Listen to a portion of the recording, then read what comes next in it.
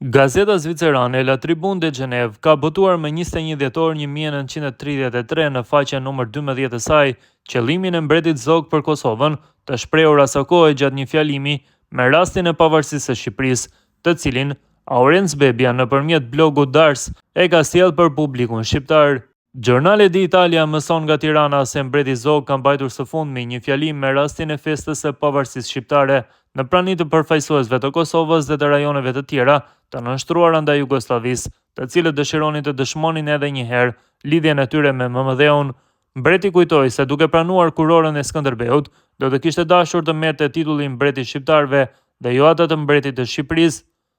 duke dashur kështu të pohonte se ndihej babai i të gjithë shqiptarëve që jetojnë brenda dhe përtej kufirit. Ai inkurajoi irredentistët të kenë besim në fatet e ateut, duke shtuar se ai vetë, qeveria dhe të gjithë patriotët shqiptar nuk do të kursejnë asnjë përpjekje për të realizuar dëshirën e madhe të Shqipërisë, aneksimin e Kosovës, pa të cilën Shqipëria nuk është vetëm një trup i gjymtuar, një trup pa krah,